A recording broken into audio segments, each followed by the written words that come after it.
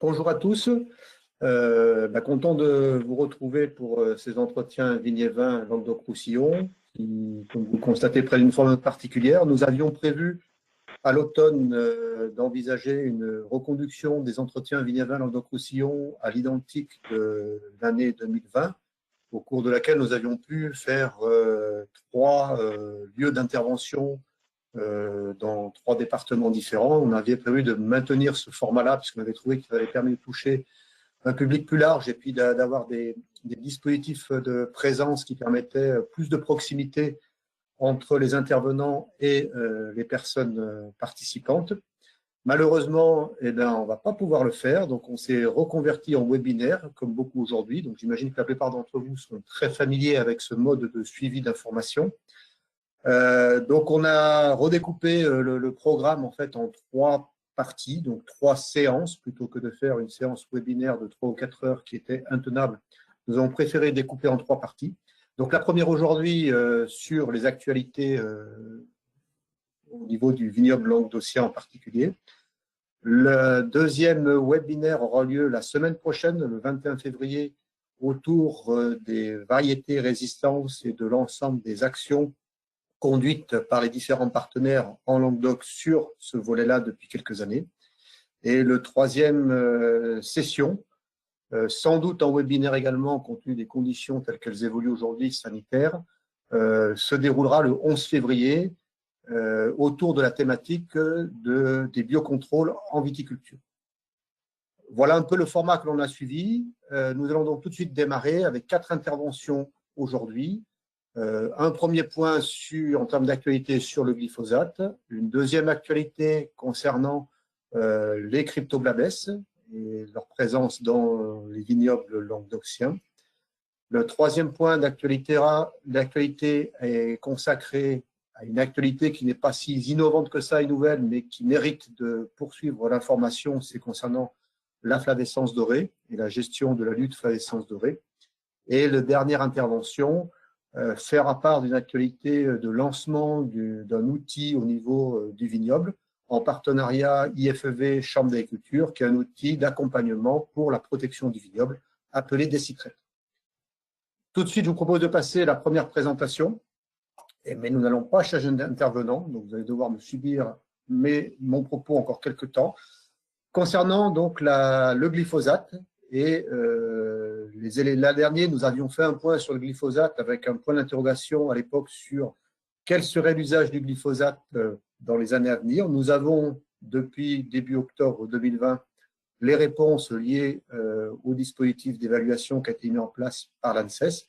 Et nous avons donc aujourd'hui une nouvelle réglementation mettant en avant une restriction d'usage du glyphosate. Donc l'objectif de ce 4-5 de ce première intervention, c'est d'essayer de vous faire une approche, une proposition de comment je vais pouvoir continuer dans le cadre de cette nouvelle réglementation d'utiliser le glyphosate. Petit rappel initial concernant le nouveau texte réglementaire tel qu'il est défini aujourd'hui, vous avez sans doute tous vu voie passer, donc c'est une interdiction d'utilisation du glyphosate entre les rangs de vignes, donc une obligation de localiser le glyphosate sous la ligne de plantation, avec une restriction complémentaire, à savoir qu'il y a un pourcentage de surface qui est dédié à l'usage du glyphosate, c'est de 20% de la surface de la parcelle. Et sur cette surface-là, la dose autorisée est limitée à 450 grammes. Il a été prévu dans le cadre de ce nouvelle restriction une dérogation d'utilisation dans les situations où le désherbage mécanique n'est pas réalisable, avec les mentions de sol caillouteux ou de trop forte pente, pour justifier le fait que l'utilisation du travail mécanique nécessite l'intervention en plein du glyphosate.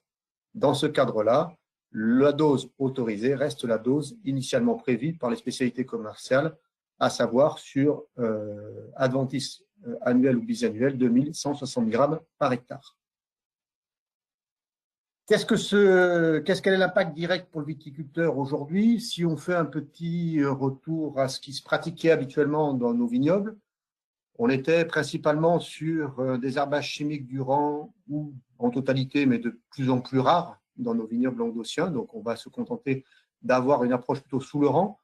Donc, produit de post-levée à action systémique, le glyphosate, qui était associé d'une manière assez fréquente, voire quasi généralisée, avec un produit ou des produits de prélevé. Un produit de prélevé, je rappelle, est un produit qui permet d'empêcher la levée de la graine et donc l'apparition des adventices. Ce produit de prélevé, bien entendu, n'a aucune action sur la flore qui est présente et c'était à l'époque le glyphosate qui jouait ce rôle de détruire la présence des adventices lors de cette application, généralement réalisée en sortie d'hiver. Le glyphosate était par ailleurs assez régulièrement utilisé lors d'une seconde application, en cas de présence de vivaces, chiens-dents ou liserons sur la parcelle ou autre type de flore estivale difficile à détruire, ou en cas d'un manque de persistance du produit de prélevé que l'on avait associé en sortie d'hiver pour gérer les relevés éventuels qui pouvaient intervenir. Donc, on était grosso modo, dans une grande majorité des cas, sur une et voire assez fréquemment 2 applications de glyphosate sur la parcelle, même si on n'était que sur le rang de vigne. Demain, avec la dose actuellement autorisée de 450 grammes, il n'est plus possible de faire 2 applications de glyphosate. Il va donc falloir envisager d'introduire une combinaison de pratiques. Sachant que cette approche de combinaison de pratiques est à envisager dans une logique plutôt d'une période de transition vers une perspective d'arrêt des herbicides ou dans un premier temps au moins du glyphosate. Nous y reviendrons à la fin de cette présentation. L'enjeu effectivement des pouvoirs publics, et je souhaite insister là-dessus, c'est qu'on est bien dans une logique d'envisager une période de transition vers l'arrêt du glyphosate et potentiellement l'arrêt ou la très forte réduction de l'usage des herbicides de manière en général. L'approche qu'il va falloir voir, c'est donc comment je vais faire pour appliquer cette unique et seule application de glyphosate dans mon itinéraire technique. Et nous proposons une approche qui sera basée sur la présence ou non de vivaces dans la parcelle. Il apparaît que si on a des vivaces dans la parcelle, il convient d'utiliser le glyphosate sur cet usage spécifique, puisque c'est aujourd'hui la seule matière active réellement efficace pour détruire cette prévalence de liserons ou de chiens-dents à la parcelle, en particulier le chien-dent. Dans ce cas-là, ce que l'on envisage, c'est de dire qu'il va falloir intégrer des outils de travail du sol avant l'apparition de cette flore vivace. Donc, c'est gérer la flore par travail du sol à l'automne, durant l'hiver s'il y a des repousses, à la sortie de l'hiver au mois de mars-avril en début de campagne, en attendant la levée totale et complète des adventices que l'on souhaite détruire avec le glyphosate, que sont les vivaces. S'il n'y a pas de vivaces à l'automne, l'approche est de proposer, d'envisager quand même d'intégrer, dans les cas où c'est nécessaire, un travail du sol à l'automne, en cas de salissement de la parcelle. L'objectif de ce travail du sol est de faire en sorte que la seule et unique application de glyphosate à une dose relativement réduite telle qu'elle est définie aujourd'hui permette de détruire les herbes qui sont présentes et donc de détruire des herbes qui sont le moins développées possible. Il est clair que si on maintient l'ensemble de la flore se développer lors d'automne doux suite aux vendanges avec des climatologies plutôt chaudes, on risque de se retrouver au mois de mars avec une flore très développée et les 450 grammes de glyphosate autorisés ne suffiront pas à détruire cette flore très développée. Je pense en particulier pour la région aux problématiques des rigérons. Dans ce cas-là, en sortie d'hiver, on applique le glyphosate et on maintient le même type d'approche que ce qu'on faisait jusqu'à présent avec un herbicide de prélevé pour essayer de régler la notion de persistance d'action de son application herbicide. De la même manière que ce qui était le cas aujourd'hui, au contraire, si on a à nouveau un salissement qui va apparaître au printemps, on va devoir, plutôt que de réutiliser un glyphosate tel qu'on le faisait aujourd'hui, envisager à nouveau d'introduire un travail du sol superficiel pour gérer ce développement d'adventices. Donc on voit bien qu'on est bien sur une intégration de techniques, travail du sol et apport de glyphosate à la parcelle. Une autre approche est à envisager, c'est celle de comment pourrait-on, si demain on n'a plus de glyphosate, si demain le glyphosate n'est plus autorisé, comment on pourrait gérer cette solution-là. La notion de plus autoriser le glyphosate. Ce n'est pas qu'une vue de l'esprit, puisqu'il faut savoir que l'approbation européenne de la matière active glyphosate n'est valable que jusqu'en décembre 2022. Donc, au niveau européen, il y aura à nouveau une évaluation du glyphosate en décembre 2022 et aucune certitude sur le fait que l'homologation sera prolongée au niveau européen, donc prolongée au niveau français. Il est donc possible que 2023 soit, si jamais le glyphosate n'est pas autorisé au niveau européen, 2023 soit la dernière année d'utilisation possible du glyphosate, malgré ces restrictions. Donc, on a commencé des travaux au niveau de l'IFV et d'autres acteurs également ont conduit ce type de travaux, où on essaye plutôt d'intégrer donc le travail du sol en sortie d'hiver pour détruire la flore présente et d'intervenir avec l'herbicide de prélevé identifié. Vous avez une liste ici des produits qu'on a pu tester à ce jour, Boa, Senset, Elysium, Katana, Pledge, etc. Donc, c'est des produits qui restent homologués, mais qui n'auront pas d'action de destruction de la flore. Donc, la destruction de l'adventice est bien faite par un travail du sol préalable et une intervention de suite après avec l'herbicide de prélevé sur un sol propre. Vous avez les résultats d'un site ici qui a été mis en place de Rodillan en 2020. L'évolution donc dans le témoin, dans la solution herbicide de prélevé et avec un glyphosate. On voit que dans cette situation-là, finalement, le travail du sol de sortie d'hiver n'a pas été parfait puisqu'il est resté 10% de la flore présente, ce qui explique en fait que dans la situation de l'herbicide de prélevé, on n'a finalement pas bien réussi à gérer cette flore qui restait présente après le travail du sol et on se retrouve avec une couverture qui est plus importante que si on avait utilisé un glyphosate seul. Deuxième exemple, toujours réalisé en 2020 sur un autre site d'expérimentation, même type de protocole.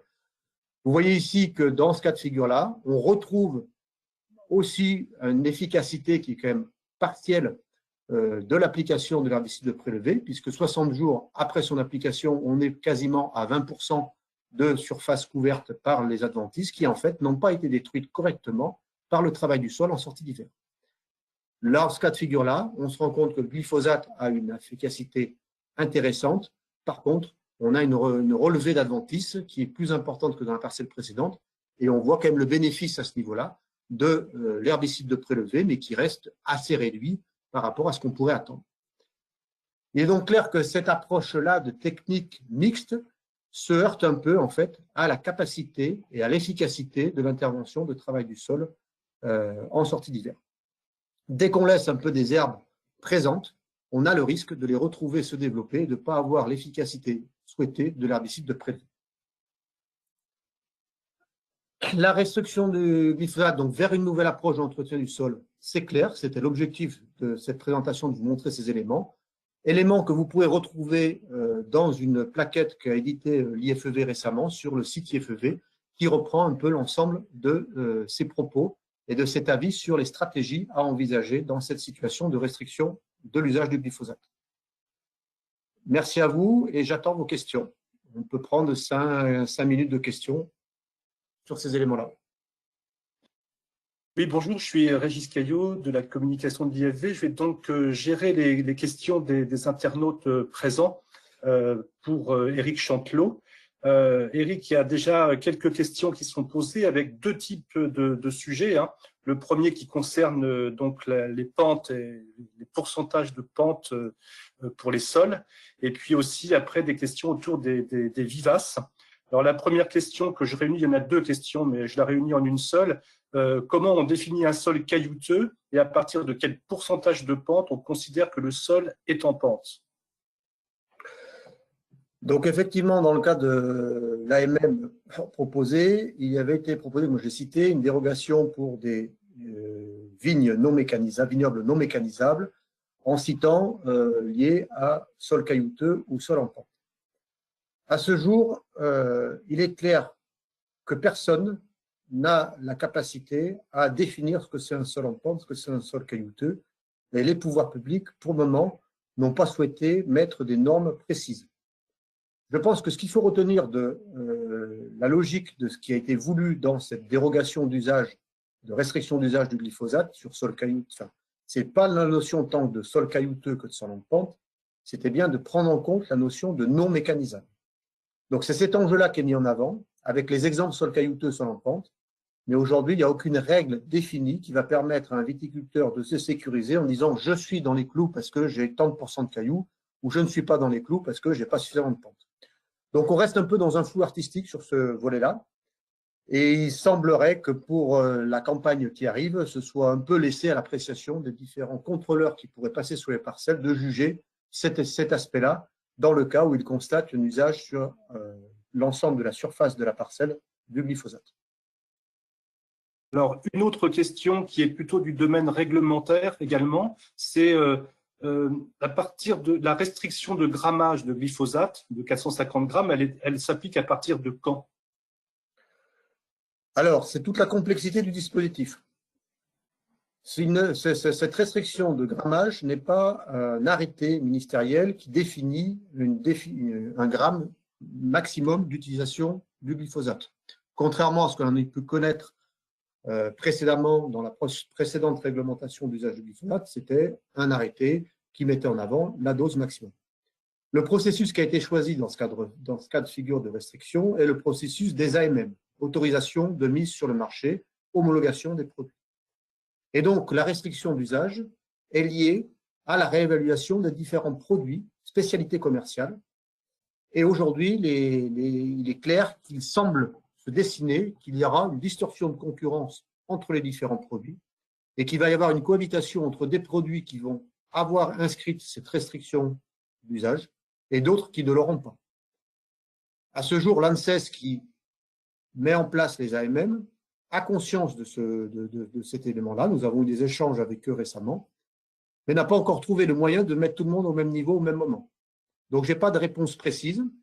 Ce que j'imagine dans la façon dont ça se met en place, c'est que je pense que pour 2021, il restera cohabitation de deux types de produits, des produits avec une restriction, et on en connaît déjà deux, qui ont cette restriction de grammage, et des produits qui n'ont pas cette restriction, qui vont rester sur l'ancienne étiquette, et qui, de ce fait, pourront être utilisés de la même manière que les années précédentes.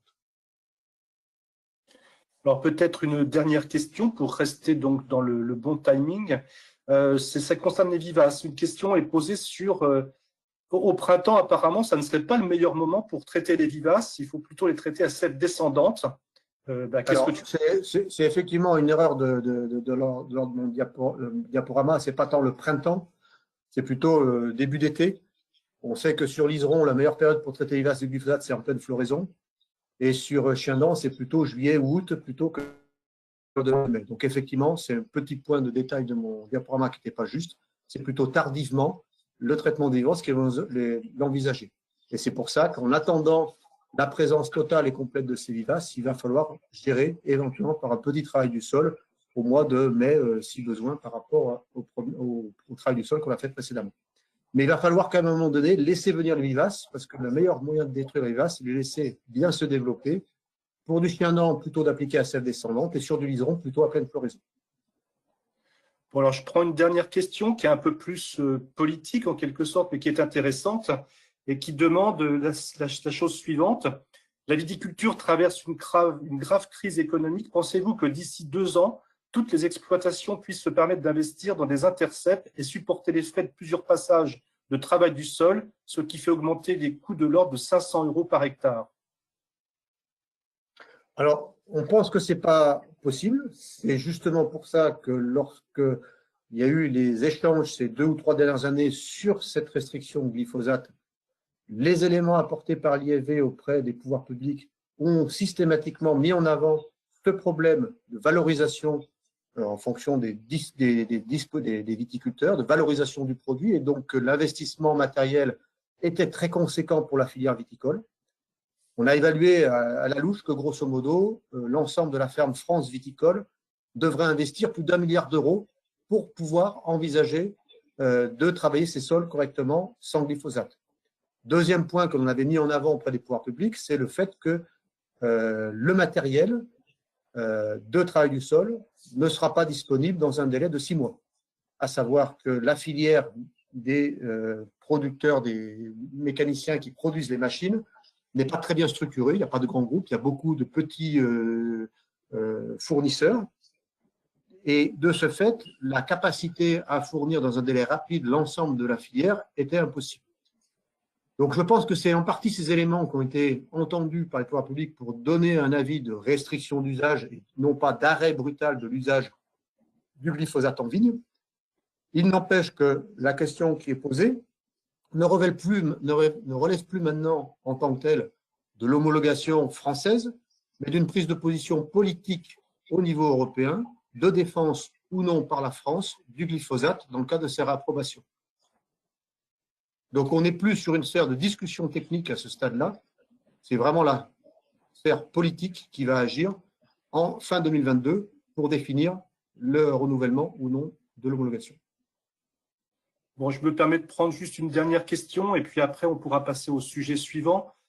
Toutes les questions, bien sûr, on répondra à toutes les questions à travers des réponses par email. Lorsque une modification d'une AMM est notifiée, quel est le délai d'utilisation des produits en stock qui sont étiquetés avec la version précédente? Alors, ça dépend où est-ce qu'ils sont en stock. S'ils sont en stock chez le viticulteur, il peut l'utiliser tant qu'il veut. Par contre, en général, l'ANSES demande, à partir du moment où il y a une modification d'étiquette sur un produit, que les stocks chez le distributeur soient réétiquetés avant d'être livrés chez le viticulteur. Donc, au niveau de la firme, l'étiquetage, à partir de tous les bidons qui sortent, c'est immédiat. Et il y a même souvent une demande de l'ANSES de réétiqueter les produits qui sont en stock chez les distributeurs.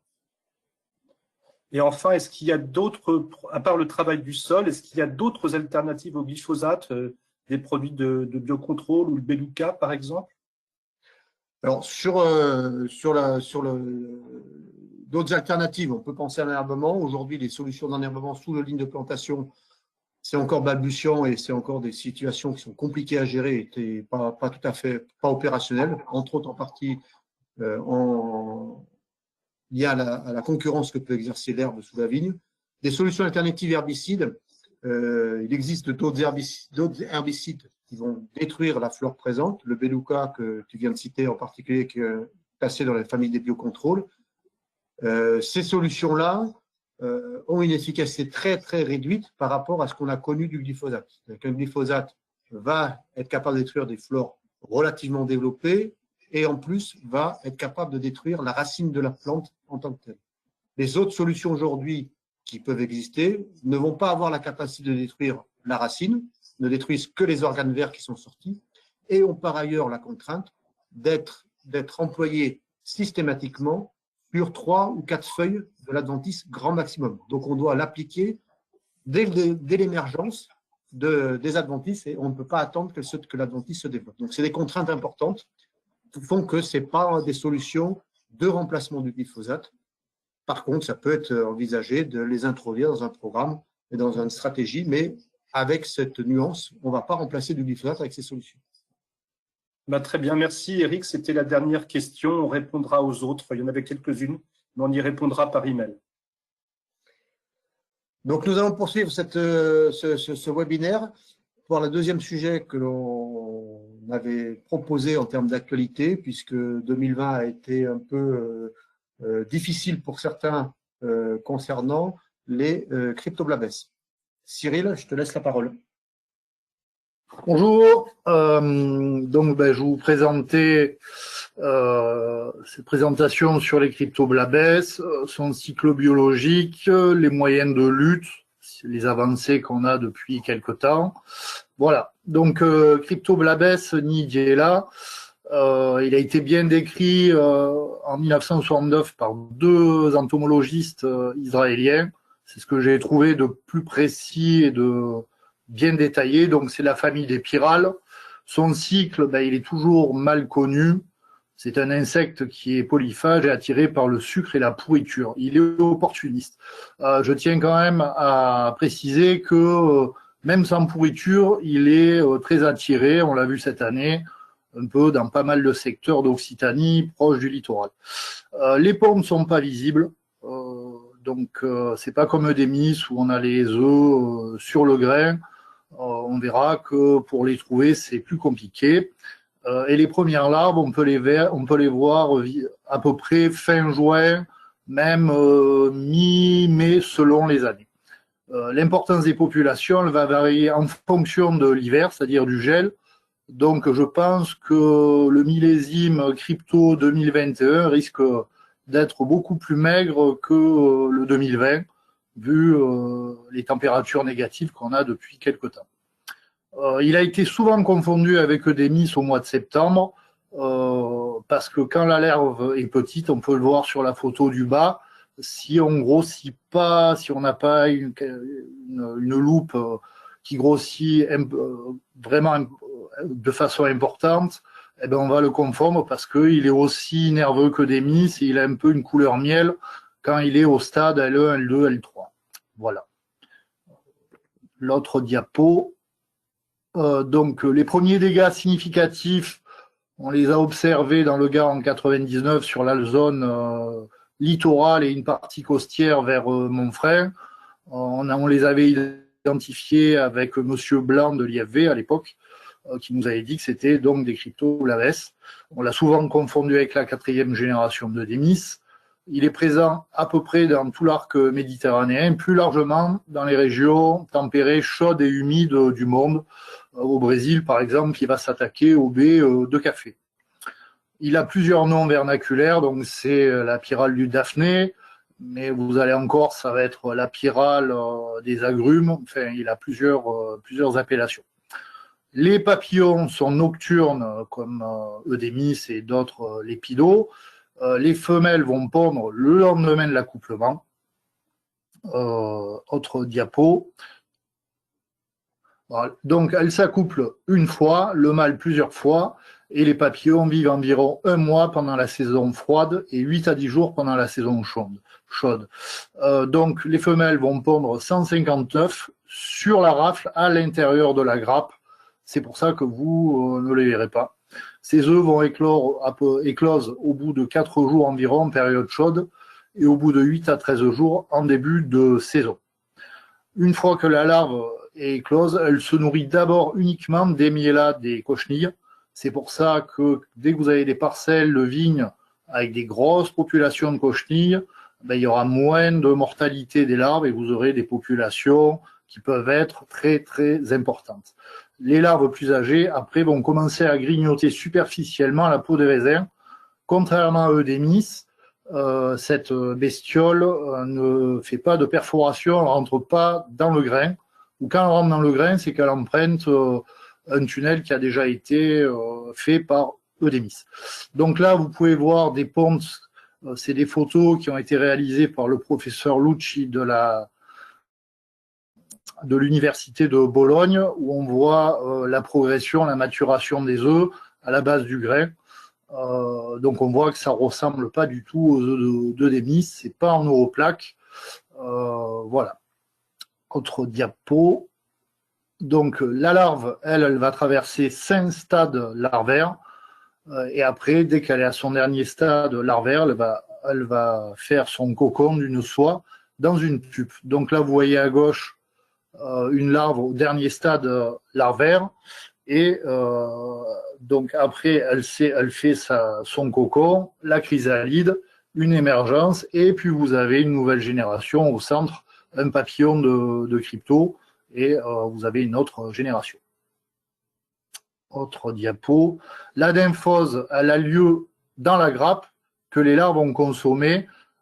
C'est pour ça que là, vous voyez sur les photos ces espèces de momies de larves avec toute cette soie. Quand vous ouvrez ça, vous avez à peu près tous les stades larvaires, des chrysalides.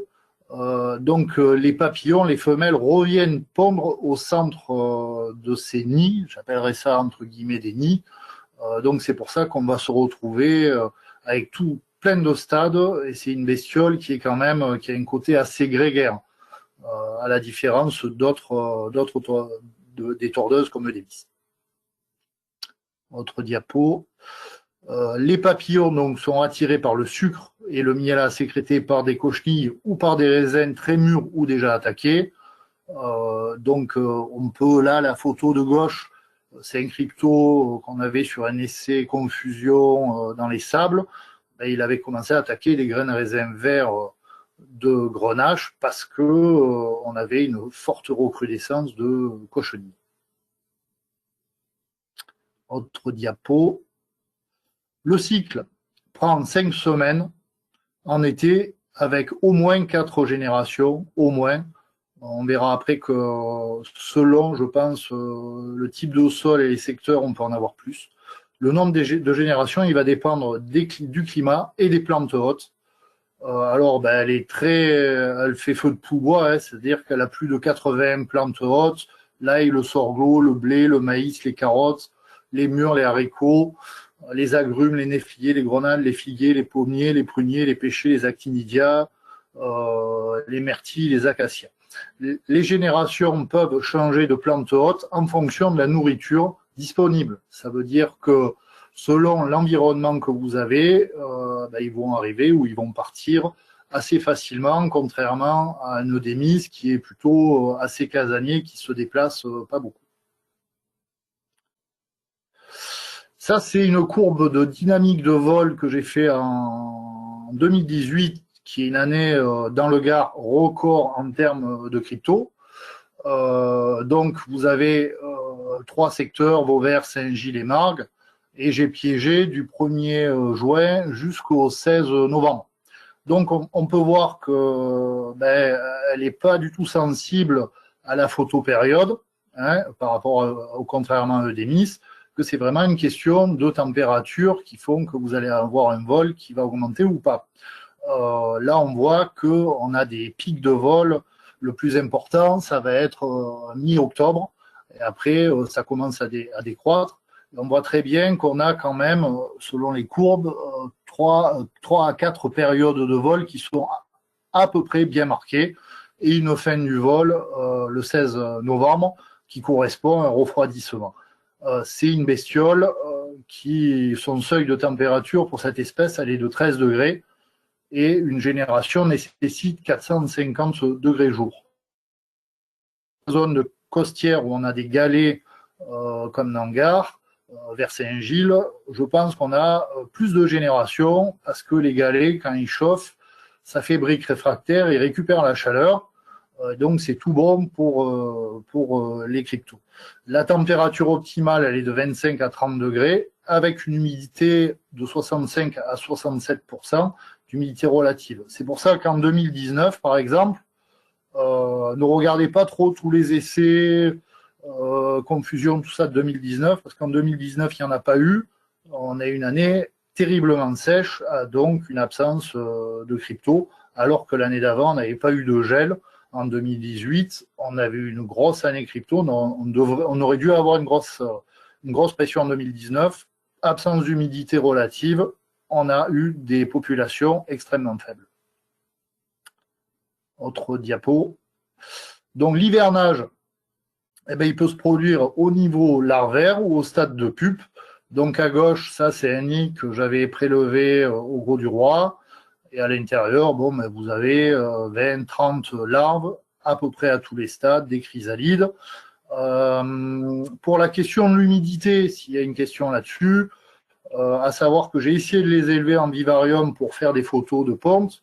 Dedans, il y avait des eudémis, des héphaestia, tout un tas de lépidos. Mon vivarium était plutôt pas ventilé, donc il y avait beaucoup d'humidité. Tous les lépidos sont morts parasités par des champignons. Et les cryptos, eux, par contre, ils sont immunisés. Ça veut dire qu'ils ont pas l'air, alors c'est pas de la recherche, hein, c'est juste de l'observation, ils n'ont pas l'air du tout sensibles aux champignons qui peuvent parasiter des larves ou des chrysalides d'eudémis pendant l'hiver quand on a des hivers humides. Donc, faut pas au contraire, je pense que l'humidité, ça aime vraiment ça. Autre diapo. Les méthodes de lutte alternative en cours d'évaluation. Donc, on a la confusion sexuelle, les micro-hyménoptères et les bacillus. Sur la confusion, cette technique, elle va rencontrer plusieurs problèmes qui sont directement liés aux ravageurs, donc les choses qu'on a liées, qu'on a citées précédemment. Au niveau vraiment technico-technique, la forte volatilité de la phéromone de Cryptoblabès, c'est-à-dire qu'on a du mal à la garder dans des diffuseurs assez longtemps. Alors, j'ai pas vu de courbe de diffusion de ça, mais je sais qu'en discutant avec les gens qui en fabriquent, c'était un des premiers problèmes techniques. L'aptitude des adultes, donc des papillons, à se déplacer en fonction du garde-manger qu'il y a autour ou de la flore des plantes naturelles qui sont autour, et la connaissance limitée du cycle biologique du ravageur. Alors, je sais qu'en Italie, ils essayent de travailler un modèle de prévision. Vous avez deux sociétés qui travaillent dessus. Donc, vous avez CEDEC avec le Cryptotech qui est homologué et Biogar. Donc, c'est italien avec de la phéromone japonaise qui n'est pas homologué, où ils font juste de l'expé. Les deux résultats des deux firmes sont convergents. Hein. On a fait pas mal d'essais dans la zone des sables avec Biogar. C'est-à-dire que quand vous posez la confusion, on supprime les vols dans la zone confusée, ça c'est clair, il n'y a plus rien qui vole, donc c'est une bonne chose. Par contre, les résultats, ils sont très variables, et cette variabilité, ben, vous avez des efficacités qui vont de 50 à 70%, voire un petit peu plus. Je pense que c'est lié à plusieurs facteurs, c'est-à-dire si vous avez une grosse pression, eh ben, il en passe toujours à travers. Là aussi, l'architecture des souches, c'est-à-dire quand vous avez des vignobles comme on peut avoir dans la zone Émar, des sols très riches ou irrigués, donc très vigoureux, avec des gros entassements de feuilles de raisin, du coup, ben là, ça marche beaucoup moins bien. On l'a vu cette année, donc in situ, hein, sur deux zones costières et sur Vergès, où en fin de saison, c'est-à-dire vers le 15-20 août, on avait des populations larvaires de crypto assez importantes. Donc c'est pour ça, après, quand on met le coût de la confusion derrière, on peut se poser certaines questions. Donc pour le moment, je pense que l'évaluation de cette technique elle doit se poursuivre pour bien comprendre pourquoi dans certaines situations, ben, ça peut marcher pas trop mal et d'autres vraiment très mal. Ah, ben, Magne dit ce qu'il veut. Hein. Moi, c'est de la constatation. Hein. Et l'amélioration des connaissances du cycle du ravageur qu'il faut continuer à poursuivre.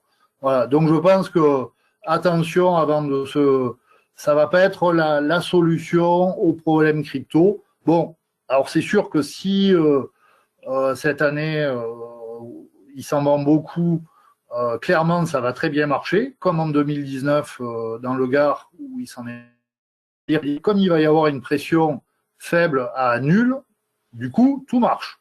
Ça, il n'y a aucun problème. Mais les années comme cette année, où on a une pression qui est forte, eh ben, vous aurez mis 200 € dans un truc où vous aurez entre 40 et 60% d'efficacité. Donc, avec beaucoup de viande dans les grappes. Et donc, une obligation de réintervenir derrière avec un insecticide classique pour essayer, en tout cas, de rattraper le coup, mais quand c'est bien installé, c'est trop tard. Hein. Voilà. Donc, les trichogrammes, Tricholine vitis, c'est la société Phytorope qui le développe. Ce sont des micro-hyménoptères, la famille des guêpes, hein, qui vont pondre des œufs sur les œufs des pyrales ou aussi des œufs des miss. On doit lâcher ces auxiliaires en début de vol significatif des cryptos. L'avantage, c'est que c'est très sélectif. Ça, il n'y a pas de souci. Autre diapo. L'inconvénient, c'est que c'est un hyménoptère qui est très sensible à tout type d'insecticides et aussi sensible également au soufre. Donc, attention dans les zones où il y a les traitements obligatoires pour la flavescence dorée, ça peut poser un problème. La période d'introduction dans les parcelles qui se situe fin juillet, début août, c'est souvent des périodes où la main-d'œuvre, les gens sont partis en vacances et souvent il faut renouveler la pose une deuxième fois. Et surtout, c'est des organismes vivants, ça veut dire que quand vous les recevez, quand ils sont au frais, avant qu'ils éclosent, il y a des œufs, donc il faut les positionner très vite, autrement ils meurent et c'est foutu. Donc c'est une méthode qui est en début d'évaluation. Alors, aucun résultat, non, il commence à y avoir des résultats. Donc je sais qu'il y a des essais qui donnent des efficacités de l'ordre de 50%. J'ai un collègue des Sivam Bio de Corse, il en a positionné, ça n'a pas trop marché.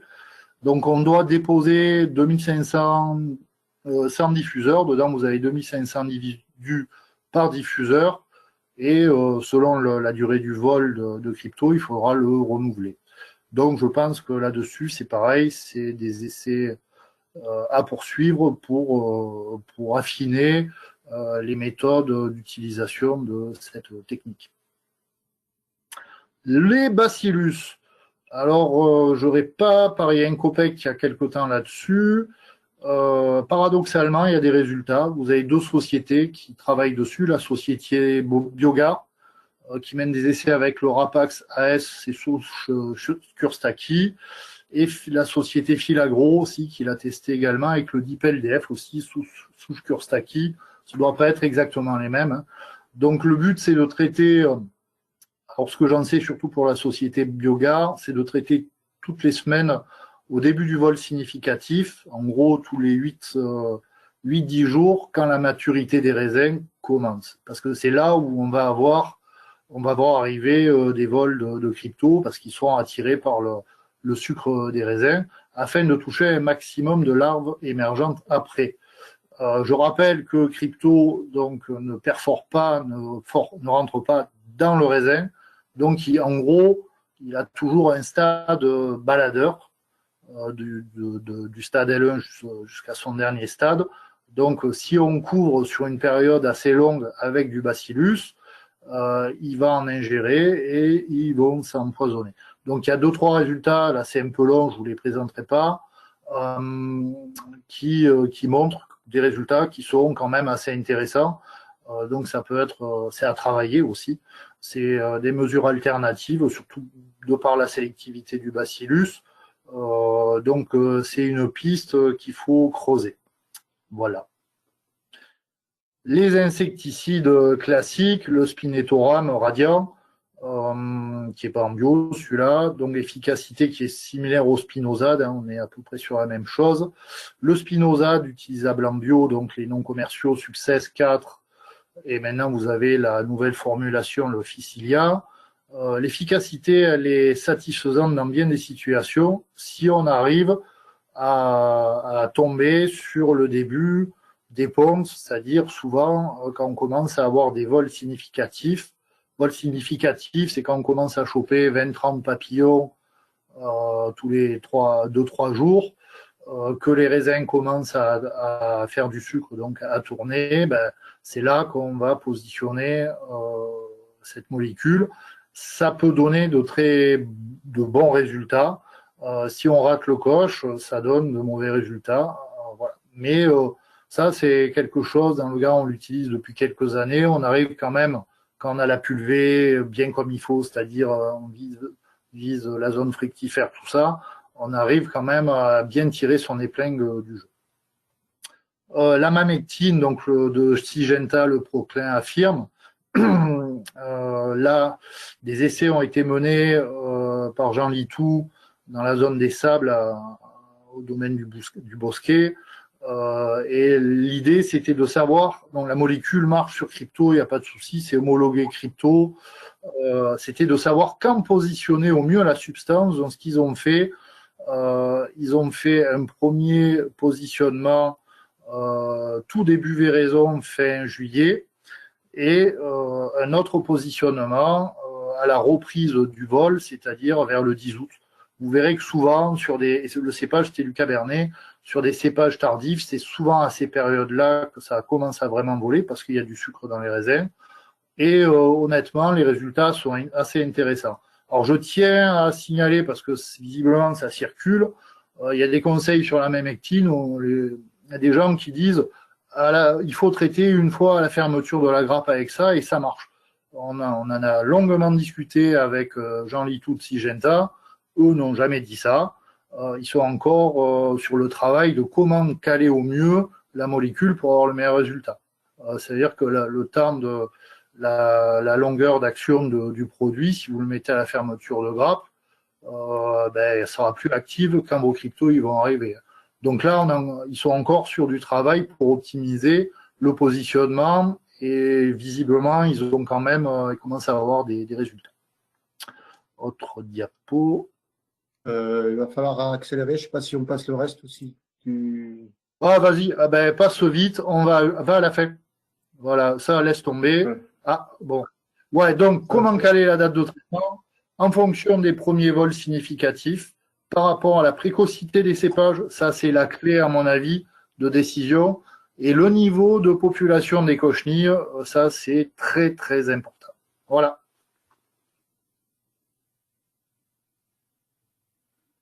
Bon, alors il y a des questions, hein, Cyril, plusieurs, hein, Ah. qui sont de la méthodologie, mais aussi sur notamment les traitements, l'économie. Je vais commencer par une première qui parle de méthodologie. C'est comment vous effectuez le suivi des populations?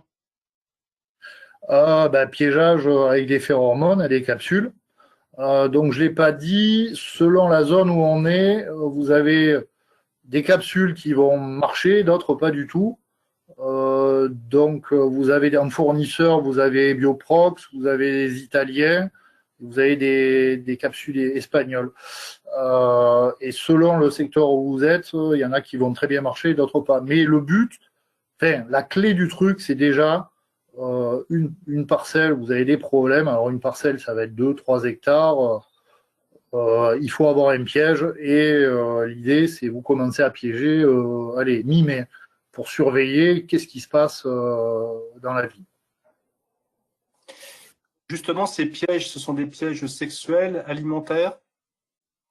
Ouais, c'est des pièges sexuels, donc des phéromones qui attirent les mâles. Et après, moi, je me pose la question depuis un moment si ça serait pas une option aussi les pièges alimentaires pour pas passer à côté. Parce que des fois, avec les phéromones, on passe à côté. Cette année, à Vauvert, j'avais 2 papillons sur toute la saison. Quand j'ai commencé à éplucher les grappes, j'avais plein de cryptos, quoi. Des fois, ça marche pas.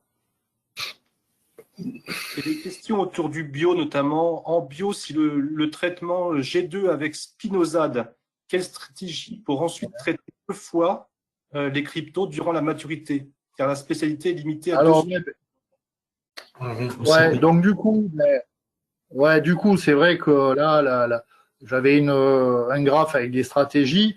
En bio, souvent, de toute façon, dans les secteurs où vous avez des cryptos, c'est des secteurs avec des EDMIS. On est à peu près sur les endroits qui les 2M. Donc, il faut travailler avec de la confusion. Il faut confuser EDMIS, confusion pour EDMIS. Comme ça, vous laissez de côté EDMIS, vous positionnez votre vous gardez vos spinosades pour les cryptos. Et si on voit que ça continue à voler tard, surtout sur des tardifs, les gens qui sont embêtés avec cette bestiole, c'est des gens qui vont vouloir faire des rouges, pousser des maturités, c'est là qu'on se fait cartonner. Si on voit qu'en ayant positionné les 2 spinosades, on a encore des vols, on arrive en fin de protection, on peut aussi avoir l'option des bacillus, hein, ce que je disais, où là, visiblement, il y a une piste intéressante à voir. On a un autre problème avec le spinosade en bio. Visiblement, ça c'est le retour des caves coop avec qui je travaille. C'est la présence de résidus et visiblement les acheteurs n'aiment pas trop. Donc c'est vrai que l'option Bacillus peut être intéressante. Alors, une ou 2 questions encore, hein, on répondra à toutes les autres directement. Il y a une question qui est assez intéressante sur le trichogramme sur le crypto. À minima, la personne, c'est 2 voire 3 pauses de mi-juillet jusqu'à la récolte. Et donc, c'est assez lourd économiquement. Ouais, ça, je crois que hectare, une pause, 100 euros. Hectare. Donc oui, c'est lourd. C'est lourd économiquement. Et puis après, vous n'avez pas on n'a pas le temps de pause. Donc oui, ça, au niveau économique, ça a un impact. Et enfin, une dernière question pour tenir le timing, mais qui en réunit 2 en fait. Hein. C'est dans quel département on trouve les cryptoblabs et est-ce que ça va au-delà de la zone méditerranéenne? Cette année, visiblement, après, de toute façon, on trouve ce que l'on cherche, hein. Mais là, je pense que ce que j'en ai déduit avec les collègues, hein, c'est que pour le Gard, c'est toute la zone littorale, donc zone des sables, la costière, c'est en train de remonter sur les côtes du Rhône. Chez nous, ça remonte la vallée du Rhône, on en retrouve jusqu'à Rémoulin à peu près. Montfrin, c'est classique, toute la costière. Dans l'Hérault, ils ont eu des gros soucis cette année dans la zone de Picpoul de Pinet, à ce que j'ai compris. Le Frontignanais aussi, je crois. Là, je suis pas sûr de ce que je dis. Donc tous les secteurs proches de la mer où où on a des températures très clémentes, oui. Est-ce que je vois est-ce que c'est lié au changement climatique? Je pense que oui. Depuis une dizaine d'années, elle s'est installée, elle revient, c'est récurrent quand il gèle pas, et surtout elle est en train de progresser dans les terres. Oui, il y a quelqu'un qui dit. Autre chose, là j'ai entendu de tout à ce niveau-là, c'est avant de se dire, cette année aussi, il y a eu une grosse année EDEMIS, il y a eu plein de secteurs, on a eu notamment dans l'Hérault, les PO, tout ça, on a eu beaucoup d'EDEMIS. L'idée, c'est de bien savoir les identifier pour pas faire la confusion. Je pense qu'aussi cette année, il y a plein de gens qui ont dit c'est des cryptos, et pas du tout. C'était qu'ils se sont fait cartonner par de l'EDEMIS. Mais il y a eu beaucoup de cryptos aussi, ça c'est sûr.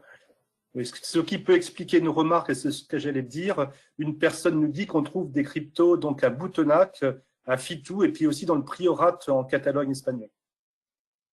Enfin, en Espagne, côté les Catalans espagnols, ça fait très longtemps qu'ils en ont. On va les retrouver, tous ces climats, les Italiens en Campanie, en Sicile, il y en a beaucoup. Les Corses, la Corse, ils sont très très très embêtés par ça chaque année. D'ailleurs, là, un collègue de Corse a positionné de la confusion crypto. Ça n'a pas marché, hein, soyons clairs, il est obligé de traiter. Donc oui, je suis pas étonné. Après, Boutenac, je sais pas où c'est. C'est dans l'Aude. Dans l'Aude. C'est proche de la mer. Voilà. Écoutez, je pense qu'on peut s'arrêter là. Questions, il y en a de nombreuses. Tu y répondras par email, Cyril. Je redonne la parole. Donc on va passer sur la troisième intervention concernant la flavescence dorée. L'intervention qu'on a souhaité axer principalement sur un point qui n'est pas toujours bien abordé, qui est la prospection, bien abordé dans le sens de la recommandation et de l'information. On parle beaucoup de la flavescence dorée par rapport au traitement insecticide, mais il nous semble important de bien refaire le point sur le pilier essentiel qui est la prospection. Donc bonjour.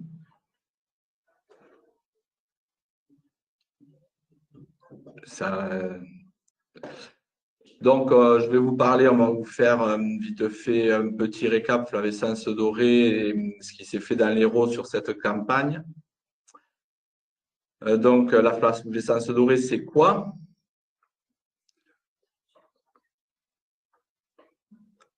Alors, c'est une maladie incurable qui se propage de manière épidémique. Quand on dit épidémique, c'est forcément quand il n'y a pas de traitement.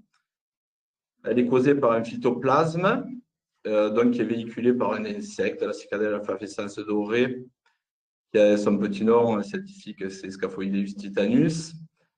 Ce phytoplasme, donc, il se multiplie dans la plante et va causer la mort du cep en quelques années.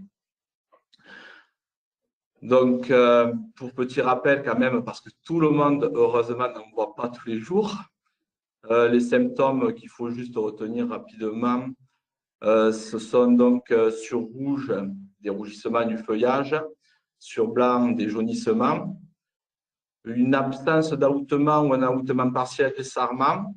Alors, cet aoutement dont on parle, les premières années que la souche montrait les symptômes, souvent en fin de campagne, tant que le cep a assez de force et de réserve, il arrive à faire mûrir ses bois en fin de campagne. Donc, s'il y a des gens qui les attendent après à la taille, ils ne les trouvent plus. Donc, c'est important de les repérer quand on les voit, surtout les premières années où on voit des symptômes.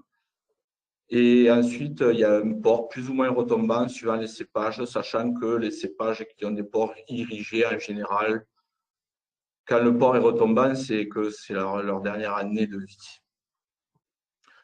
Ensuite, il y a un enroulement des feuilles qui, lui, c'est pareil, il est suivant les cépages, alors plus ou moins.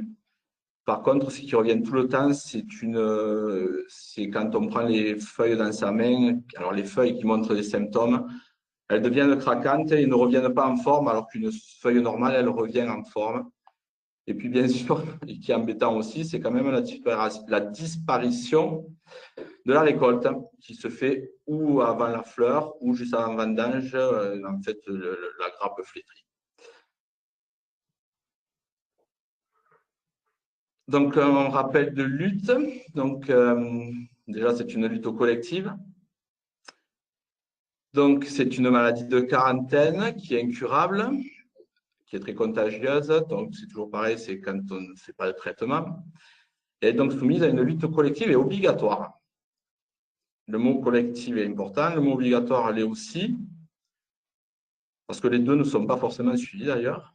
Donc, il y a des campagnes de prospection sur le terrain qui sont organisées par la FRED Occitanie, par les FDG DOM.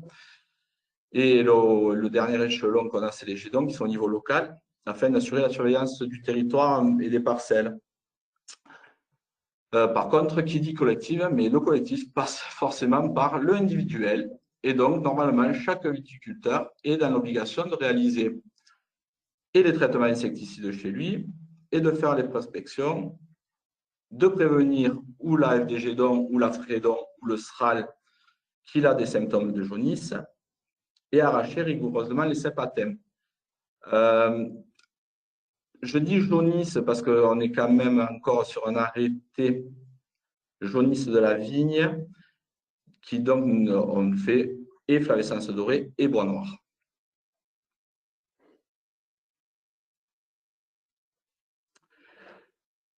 Donc en 2020, dans l'Hérault, donc il y a 39 jets d'eau, alors qui sont, enfin, le nombre de jets d'eau, ça évolue tous les ans. Ça ne baisse pas, ça fait que évoluer. Donc il y a eu 19 nouvelles communes qui ont intégré des jets d'eau dans l'Hérault cette dernière campagne, qui représente un peu plus de 6000 hectares. Ça fait 171 communes dans l'Hérault, qui représentent à peu près la moitié des communes, et un peu plus de 60% du vignoble héroltais qui est couvert par des jets d'eau. Donc le jet d'eau, c'est un groupement de défense contre les organismes nuisibles qui sert à lutter contre toutes les maladies réglementées, et en particulier chez nous contre la flavescence dorée, ce qui permet en fait d'organiser la lutte sur leur territoire. Je rappelle que c'est 3 traitements obligatoires partout et qu'il y a par contre des aménagements possibles sur certains traitements. Donc dans l'Hérault, l'an dernier, il y avait une 60aine de communes qui aménageaient leur traitement. Ces aménagements, on peut ne les faire que s'il y a donc des suivis et de l'insecte et de la maladie. Donc ça, c'est une carte des jets d'eau de l'Hérault avec l'aménagement. Donc la prospection. Alors dans l'Hérault, on a déjà Caen. Donc c'est de fin juillet à mi-octobre, sachant que nous, nos équipes dans les départements, c'est rare quand on commence aussi tôt. On va plutôt attendre la mi-août. Alors les viticulteurs chez eux, dès qu'ils voient des symptômes, peuvent le marquer. Nous, c'est plus une question de pratique, d'attendre que les symptômes sortent correctement pour ne pas trop en laisser quand on passe. Et souvent, la prospection dure jusqu'à mi-octobre, tant que le feuillage nous permet le feuillage donc, et le climat nous permet de prospecter, on prospecte. Alors, qui prospecte? La Fédé a une équipe, les GEDOM prospectent avec les viticulteurs, les conseillers agricoles, enfin, toutes les bonnes âmes sont les bienvenues. Il suffit d'avoir une vue, des jambes et on prend. Donc, à quoi ça consiste? C'est traverser le vignoble ou rang par rang si on n'a pas trop de visibilité, ou un rang sur 4. Et on traverse pour marquer toutes les souches qui ont des symptômes de jaunisse, pour ensuite envoyer des courriers d'arrachage aux personnes si elles ne sont pas présentes. Sachant qu'en plus de cela, on fait, alors surtout dans l'Hérault, parce qu'il y a des endroits où on fait beaucoup d'analyses, nous, principalement, on analyse alors déjà toutes les parcelles où il y a trop de symptômes, qui sont souvent voués à l'arrachage, et toutes les parcelles où on a toutes les communes où on ne trouve pas grand-chose pour savoir sur quelle jaunisse on est. Voilà. Donc, pourquoi prospecter? Eh bien, c'est pour éliminer la souche de la maladie. Et c'est voilà. Donc, en 2020, dans l'Hérault, il y a eu presque 24 000 hectares de prospectés. Ces 24 000 hectares, c'est un mélange entre les jets d'eau et les prospections des fédérations. Globalement, très peu de symptômes sur l'Hérault cette année par rapport à la campagne passée. Alors, en plus, sur les résultats d'analyse, sur les symptômes qu'on a, on a énormément de retours bois noir cette année. Alors que l'an dernier, on a eu une grosse sortie de symptômes sur le département. En 2020, il y a eu 4 parcelles à l'arrachage, puis ça fait à peu près 4 hectares. L'an dernier, je crois qu'on était à 35 hectares, je crois, ou un truc comme ça. Donc, pour vous dire qu'il y avait vraiment une différence. Alors, pour avenir, donc en 2020, déjà, il y a eu une nouvelle dynamique chez nous avec la FDG Don 34, qui est repartie puisqu'elle n'existait plus dans l'Hérault, surtout. Donc, qui a cherché un peu d'argent, qui a réussi à trouver des moyens pour pouvoir embaucher des prospecteurs. Donc, cette année, c'était une première dans l'Hérault. Donc, il y a eu un groupe de 4 à 5 personnes qui a parcouru le vignoble de septembre jusqu'à presque fin octobre pour justement alors passer des vignes là où on n'avait plus trop l'habitude d'aller ou donner des coups de main dans les jets d'eau. Pour 2021, forcément, on va essayer de continuer les mêmes efforts. Donc, l'objectif est de faire un état des lieux de la maladie sur le département le plus rapidement possible. Sachant que quand on dit de faire un état des lieux, contrairement à beaucoup d'endroits en France, nous, on fait un état des lieux jaunisse. Donc, on ne fait pas la différence entre bois noir et flavescence dorée, puisqu'on n'analyse pas tout. Ensuite, forcément, il y a l'implication des exploitants, puisque une lutte collective dit qu'il faut que tout le monde y soit. Donc, c'est indispensable. Ensuite, c'est eux qui jouent le rôle pour réduire leur traitement chez eux avec les jets d'eau. Ensuite, nous, on a embauché quelqu'un qui, en plus, puisque j'étais tout seul pendant très longtemps, pour aider pour l'animation des jets d'eau, pour la sensibilisation, pour la formation. Donc, il va nous permettre un peu de revoir beaucoup de gens qu'on avait plus ou moins laissé tomber, où on n'avait plus trop le temps d'aller. Ensuite, on essaye de lancer une application mobile donc sur l'Hérault qui, on espère, va fonctionner correctement pour faire des suivis de population, pour faire les suivis de foyers et pour nous aider dans la prospection qui sera ouverte à tous les viticulteurs pour récupérer le plus d'informations possible. Après. Donc, parce qu'il faut en parler, il y a le FMSE. Donc, c'est la section spécialisée viticulture du FMSE qui a été fondée en 2017, qui sert donc à indemniser les personnes qui ont des pertes à cause de la flavescence dorée. Ces pertes sont juste sur les parcelles où on a eu un arrachage à plus de 20%, donc un arrachage obligatoire sur une partie de parcelle ou sur une parcelle en entier. Alors, ce FMSE, tout le monde n'y a pas droit puisqu'il a des conditions à remplir. Donc, la première, c'est d'être exploitant à jour de ses cotisations. Et puis, surtout, derrière, il faut pouvoir justifier des mesures de lutte obligatoires, c'est-à-dire qu'on ait fait les traitements, que les arrachages aient été faits. Donc, qui dit arrachage fait, ça veut dire contrôlé. Et ensuite, et pour être contrôlé, il faut que ça ait été vu. Et ensuite, avoir participé à la prospection. Et qui dit participer à la prospection, souvent, ça veut dire qu'il faut qu'il y ait un jet d'eau sur sa commune. Et on est loin d'être le cas partout, je pense même pas que dans l'Hérault.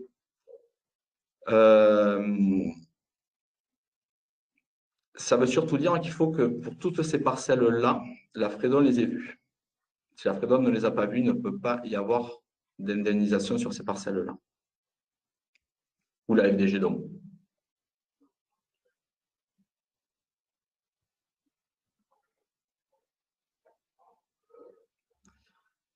Donc, vous avez des contacts pour l'FDG Don 34. Donc, son président, c'est Raymond Llorens.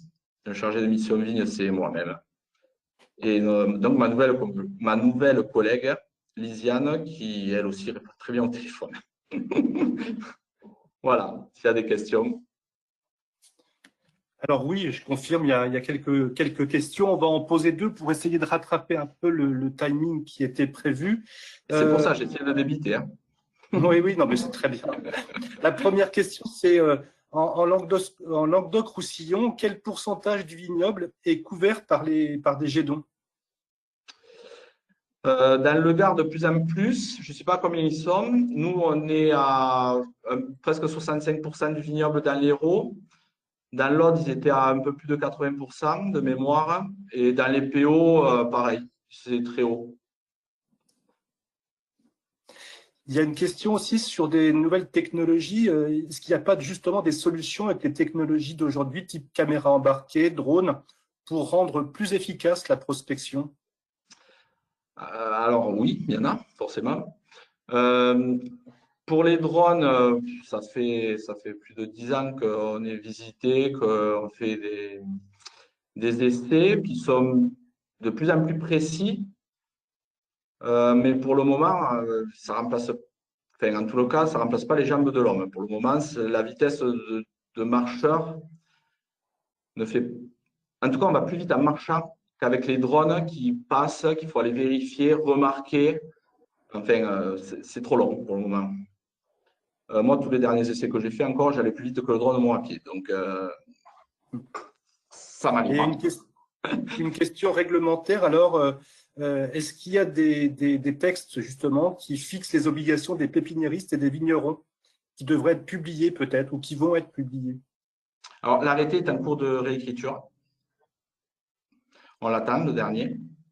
Après, bien sûr que oui, les pépiniéristes, ils ont des obligations aussi. Si je peux compléter, effectivement, par rapport à cette question réglementaire, l'arrêté est en consultation publique sur le site du ministère et va remettre certaines règles un peu différentes dans ce qui est écrit à ce jour en termes de surveillance, et en particulier par rapport aux règles autour des pépinières. Je te laisse la parole, Eric, pour présenter la suite. Donc, merci pour ce point sur les aspects prospection et l'importance de cette protection dans la lutte contre la flavescence dorée. La lutte contre le vecteur, ce sont effectivement les insecticides aujourd'hui. Des alternatives sur la lutte insecticide, il n'y a pas encore vraiment de tir. Par contre, il y a beaucoup de travaux qui sont menés dans la région, en particulier par des partenaires réguliers de nos travaux, Sud-20 Bio, qui depuis des années mènent des travaux pour essayer d'identifier des solutions de lutte, non pas de prospection, mais de lutte contre le vecteur, le Scaphoidus titanus qui a été cité. À ce jour, il n'y a pas encore de solution réellement identifiée qui permet de remplacer un insecticide. Nous allons passer à la dernière présentation de ce webinaire concernant donc un outil d'aide à la décision pour la protection du vignoble développé par l'IFV en partenariat avec les chambres d'agriculture. Bonjour à tous. Alors, pour ma part, je vais vous présenter donc l'outil DeciTraite. Alors, je suis chargée d'expérimentation à l'unité de l'IFEV de Nîmes-Rodilhan. Et en plus de ça, j'ai une casquette d'appui technique sur l'utilisation et l'interprétation des modèles et des OAD sur le sud. Donc, c'est pour ça que je vous présente aujourd'hui notre outil. Alors, tu peux, voilà, c'est dans une dynamique de déploiement de l'outil avec les chambres d'agriculture notamment. Donc c'est pour ça qu'on en parle aujourd'hui. Alors juste pour faire un petit feedback, c'est que on avait développé il y a quelques années l'outil Optidose que vous connaissez peut-être, qui permettait d'indiquer un pourcentage de doses homologuées qui dépendait des conditions rencontrées au moment du traitement, et notamment avec des indicateurs de stade phéno, de volume de végétation foliaire et une notion de pression parasitaire de nos modèles qui permettait d'avoir cette dose à appliquer. Donc, tu peux passer. Desitrate va plus loin aujourd'hui que ce module Optidose qu'on pouvait retrouver sur notre plateforme. C'est que c'est un logiciel de traitement qui va prendre en compte un peu plus d'indicateurs et notamment les indicateurs de modélisation avec d'autres variables modèles épidémiaux, une notion d'expertise au niveau notamment des produits et de la rémanence des produits, de la donnée météo, alors on en parlera tout à l'heure de la source de la donnée météo, en passé et en prévisionnel surtout. On peut aussi rentrer des observations de symptômes maladie, voilà, qui est pris en compte donc dans le logiciel. On a un lien direct avec l'index ACTA, la base de données phyto, et notamment quand on rentre son calendrier de traitement sur l'outil. Donc, le petit module Optidose dont j'ai parlé juste avant, et on a aussi une notion de qualité de pulvérisation qui est prise en compte. Donc, en fait, ce logiciel, en rentrant son calendrier de traitement, permet de donner une date et une dose pour le prochain traitement. Donc, au niveau du schéma de fonctionnement général, ça va se baser sur quelques indicateurs retenus. Ça se veut être un outil qui est simple à utiliser, avec juste quelques indicateurs à renseigner, et notamment des indicateurs plutôt généraux, notamment sur la localisation, l'historique, le type de production, si on est en agriculture biologique ou conventionnelle, voilà, les écartements, interrang, intercept. Je peux passer. On a aussi des indicateurs, donc comme je disais tout à l'heure, de données météo. Voilà, donc différentes sources de données météo possibles. On a des données Météo France. On travaille avec des données Météo France radar depuis plusieurs dizaines d'années. Et on a aussi des données, enfin, on a la possibilité d'intégrer des données de stations météo connectées. Donc, on a des partenariats notamment avec des stations Winat, Sencrop, Agriscope, Déméter et Météus. Donc, voilà, il y a ces deux possibilités. Après, grosso modo, voilà à quoi ressemble l'outil. Donc, c'est comme on va dire un gros tableur Excel. Alors, on a une première partie qui est ciblée sur la météo, où vous avez la pluvio qui est indiquée en première colonne. Donc, soit, ça dépend, là c'est indiqué Météo France, mais vous avez aussi possibilité avec les stations connectées. La colonne bleue à côté, on peut interagir avec l'outil, c'est-à-dire que si on n'est pas d'accord, on peut modifier une pluie. Que ce soit sur les radars ou les stations connectées.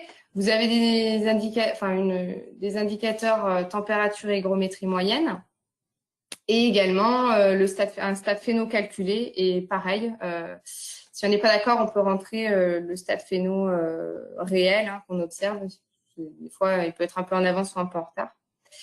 Et ensuite, vous avez alors un aparté pour le milieu, un aparté au idiome. Donc, dans chaque maladie, vous avez une notion de risque et de fréquence théorique d'attaque. C'est deux variables issues de nos modèles épidémiologiques. Sachant que la fréquence théorique d'attaque correspondent à des contaminations, à des successions de contaminations possibles via la climato. Alors, juste après, vous avez la colonne pluie nécessitant une protection milieu. Et en fait, c'est là où l'outil, à travers différentes règles de décision qui sont basées sur les données de modélisation, mais aussi d'autres règles de décision, va préconiser de protéger l'événement pluvieux à venir. Donc, alors là, je l'avais pas précisé tout à l'heure, mais évidemment, on a de la donnée météo passée et on a 14 jours de prévisionnel à venir. Donc là, c'est séparé par le trait rouge, et ce qui permet de pouvoir anticiper s'il y a des petits oui qui s'affichent dans la colonne pluie nécessitant une protection. de voir si, en fonction du calendrier de traitement, donc c'est là l'intérêt aussi de l'outil, on est plus ou moins dans l'obligation de déclarer ces traitements pour voir si on est protégé au moment de l'événement contaminant. Donc là, juste l'exemple qu'on a sous les yeux, au 1er juin, voilà, il avait été fait un profiler et un CDLI, et vous voyez que en fait, on a une rémanence expertisée, c'est-à-dire que c'est pas forcément la rémanence qui est affichée par la firme, mais c'est en prenant compte de l'historique du programme et de la pluvio, avec vous avez les cumuls de pluie qui sont inscrits juste jour par jour, là, voilà, pour éventuellement les produits lessivables, etc., etc. Et vous voyez qu'en fait, entre différents traitements, des fois il y a des cases blanches, ça vous dit que l'outil vous dit que vous n'êtes plus protégé à partir de tel ou tel jour. Donc ça c'est valable pour le mildiou, l'oïdium. Il y a une colonne également sur le black rot. Alors il n'y a pas de préconisation au niveau de traitement black rot. Par contre, le logiciel vous dit si en fonction de votre calendrier de traitement mildiou et oïdium, vous êtes protégé également pour le black rot. Concernant le botrytis, le logiciel vous indique s'il faut être protégé contre la maladie, donc en vous indiquant par des petites cases si il est nécessaire de protéger ou pas, et également la colonne protection qui permet d'afficher si vous avez déclaré des traitements contre le botrytis. Les deux colonnes bleues sont des colonnes qui concernent l'état sanitaire, feuillage et grappes pour le mildiou et l'oïdium. C'est des colonnes sur lesquelles vous pouvez rentrer de l'information qui sera prise en compte par le logiciel aussi, et notamment si vous avez des symptômes observés sur vos parcelles. Donc c'est on va dire des classes de notation qui se veulent être assez simples. Donc c'est une classe de 0 à 5. Et en fonction de ça, voilà, vous avez un petit tableau récap qui vous resitue. C'est vraiment plus histoire de faire un passage rapide et de faire une estimation des symptômes et pas quelque chose de très, très contraignant. Mais ça permet que le logiciel prenne en compte le fait qu'il y a des symptômes plus ou moins graves à la parcelle, et ça peut changer aussi la préconisation par l'outil. Après, vous avez aussi un graphique qui fait un récapitulatif donc des conditions météo, température moyenne, pluvio, mais aussi, là vous pouvez le voir, la protection faite sur mildiou et oïdium black rot. Ça permet de visualiser sur la campagne où vous en êtes au niveau de la protection.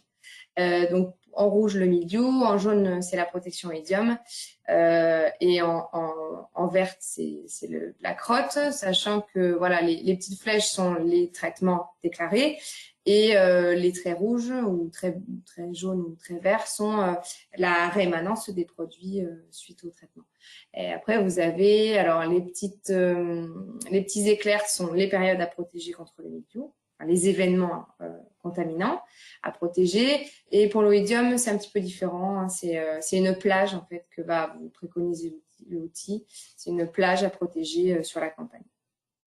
Donc c'est un petit peu un récap, sachant qu'il y a toujours aussi cette notion de passé prévisionnel. Vous avez les pointillés en bleu qui vous indiquent le jour à partir duquel on passe en prévisionnel. Ensuite, vous avez aussi accès à un petit tableau récapitulatif, bilan de campagne pour toute l'exploitation, donc selon si vous avez déclaré 1, 2 ou 3 parcelles ou plus. Vous avez un récapitulatif du nombre de passages effectués sur chaque parcelle, un calcul des IFT totaux, et dont IFT biocontrôle, IFT produits classés dans les produits agriculture biologique, des IFT produits CMR et IFT produits perturbateurs endocriniens. Il y a aussi un cumul de la quantité de cuivre métal apportée à la parcelle pour voir un petit peu où on se situe aussi. Ça permet de faire un comparatif si on a plusieurs îlots ou plusieurs stratégies de traitement à l'échelle de l'exploitation. Au niveau des expérimentations qui ont été menées, vous avez un petit topo sur l'impact de l'outil sur le Midio et le Idiom hein, au niveau des utilisations. Donc, on voit que ça permet quand même globalement de diminuer, que ce soit en nombre de traitements ou en IFT. Vous avez des graphiques pour le Midio. On voit bien qu'en moyenne, on est entre 6 et 8 traitements Midio. Pour le Idiom, on est entre 4 et 6 traitements en moyenne. C'est quand même relativement bas. Ça, c'est des synthèses des campagnes 2018-2019 hein, sur une vingtaine d'essais qui ont été menés. Voilà, donc après, on voit effectivement des disparités, hein, un minimum maximum qui sont assez disparates, mais voilà, ça permet quand même de diminuer relativement de beaucoup les IFT. Au niveau vous avez des petits graphes, l'intensité de destruction qui vous montre la stratégie des citrètes par rapport à un témoin non traité. Donc on voit bien quand même ça limite vraiment drastiquement les symptômes et avec une protection correcte. Et ensuite, en gros, en XP, on arrive à prendre un petit peu plus de risques, donc on arrive à avoir moins 50% de réduction d'IFT. En pratique, on a de moins 10 à moins 35% en moyenne de réduction d'IFT. Ça, c'est plus lié à la notion de prise de risque de chacun, sachant qu'effectivement, on a des contraintes qui peuvent être plus ou moins fortes au niveau des exploitations, et notamment des temps nécessaires pour traiter l'exploitation, de la rapidité d'intervention avec le ressuyage des sols, des contextes pédoclimatiques relativement distincts selon les endroits. Au niveau de la qualité de pulvérisation également, et puis forcément la pression du millésime qui a son importance au niveau de sa stratégie. Au niveau des retours utilisateurs, donc ça c'est une enquête qui a été menée en 2020 sur plus d'une soixantaine de personnes, de soixantaine de retours, principalement utilisés par des viticulteurs, un petit peu aussi par des conseillers viticoles. On voit globalement que l'outil il est jugé comme utile, facile à utiliser et pertinent évidemment. Par contre, c'est mitigé au niveau de la convivialité pour le moment de l'outil. Alors ça s'explique aussi par le fait que c'était uniquement sur la plateforme Internet. À savoir que à partir de cette année, on a aussi développé une application. Ça a été quelque chose de demandé, notamment par les utilisateurs. Et donc pour faciliter l'utilisation sur le terrain, notamment pour les vignerons, les viticulteurs, même les conseillers, c'était quelque chose d'assez important. Donc voilà, c'est ça qui peut expliquer le côté un petit peu moins convivial de l'outil. Donc c'est ça fait la transition, hein, mais les moyens aujourd'hui d'utilisation, c'est sur la plateforme toujours et sur le smartphone hein, depuis l'application. Et alors, comment accéder à l'outil? Alors, soit on a mis en place des partenariats hein, avec des distributeurs, donc entre autres les chambres d'agriculture, hein, c'est le déploiement cette année, mais on avait aussi d'autres partenaires distributeurs comme Winat ou Fruition. Et également, on peut s'abonner directement auprès de l'IFV. Ça, c'est possible. Voilà. J'ai terminé. Alors, pour toute question technique, vous pouvez vous adresser à moi directement. J'ai mis les adresses mail. Mon collègue Alexandre Davy aussi au niveau de la technique. Et pour tout ce qui est aspect plus commercial, s'adresser auprès d'Éric Chantelot ou d'Alexandre Davy, qui gère plus cet aspect-là. Merci à tous. Je reste dispo pour les questions. Alors, merci Caroline. Effectivement, on a des questions. La première, on nous demande s'il est possible, en utilisant ce type d'OAD, en plus de réduire les IFT, de réduire également les ZNT aqua ou riverains.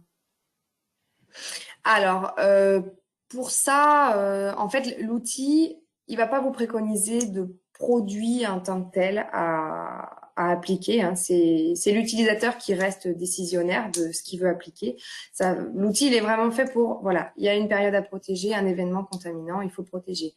Derrière, c'est toujours à l'utilisateur de prendre la décision de quel produit il va appliquer. Donc après, plutôt à l'utilisateur de choisir les produits les plus adaptés à son contexte au niveau des LNT et tout ça. Par contre, il y a quand même une notion, quand vous allez déclarer un traitement et que vous allez choisir le produit dans la base, vous avez toutes ces informations qui sont précisées. Donc, vous allez avoir toutes les ZNT. Si vous choisissez tel ou tel produit, vous allez avoir les ZNT du produit en question. Donc, si ça vous convient pas, vous pouvez toujours vous dire, ah bah non, je vais utiliser un autre produit. Ok, merci. On a une autre question sur Décitrate a-t-il des CEPP? Alors, c'est en cours, la fiche est en cours de conception, mais pour le moment, c'est pas validé. D'accord. Et une dernière question. Quand peut-on espérer la nouvelle version avec l'évaluation des LMR? Eh ben ça, on l'espère au plus vite. Après, c'est plus à moyen terme. On va dire que c'est pas du tout pour cette année. Après, on espère dans les années qui arrivent pouvoir intégrer cette notion. D'accord, merci Caroline. Eh bien, écoutez, je vous propose de conclure ici ce premier webinaire des entretiens Vignes-Vins Languedoc-Roussillon 2021. Et on se retrouve pour les 2 prochains webinaires qui auront lieu jeudi prochain et le 11 février. Merci, au revoir.